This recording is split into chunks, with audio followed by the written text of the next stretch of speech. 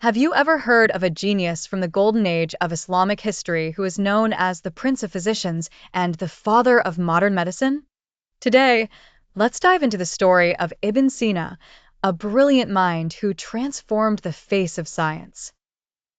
Ibn Sina, also known as Avicenna, was born in the year 980 in a village near Bokhara, which is now in Uzbekistan.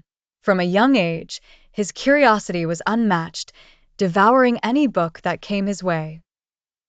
By the age of 10, he had memorized the entire Quran and delved into language, Islamic jurisprudence, and poetry. By 16, Ibn Sina was already a renowned physician, having treated the ruler of Bokhara of a severe illness. His reward? Access to the royal palace's library, one of the richest libraries in the world at the time. Ibn Sina wasn't just any doctor. He wrote the Canon of Medicine, a book that served as the medical reference in Europe and the East for over 600 years. In it, he described diseases, diagnostic methods, surgical operations, and precise medicinal recipes.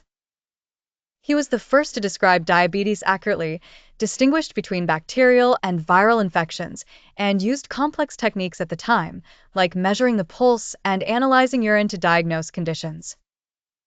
Most importantly, Ibn Sina linked the body and mind, proposing that mental health affects physical well-being, an idea way ahead of his time. Ibn Sina's brilliance didn't stop at medicine. He was a formidable philosopher, blending the ideas of Aristotle and Plato with Islam, crafting profound philosophies. He discussed the human soul, creation and existence, logic and perception. He devised the famous thought experiment, the floating man. In this experiment, he explored the existence of the soul even without physical constraints.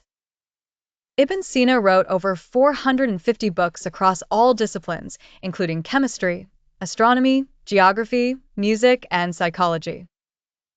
Due to political situations in his time, Ibn Sina frequently traveled from city to city, from Bokhara to Hamadan to Isfahan, often fleeing or serving kings and princes. Yet, he continued to write, heal, and never halted his quest for knowledge. He passed away in 1037 at around 57 years old, but left behind a legacy of knowledge that lasted centuries. Ibn Sina was not just a genius, he was a true legend in science and thought. He taught us that curiosity, research, and reading can achieve eternal remembrance in human history. Most importantly, he showed us not to limit ourselves to one field.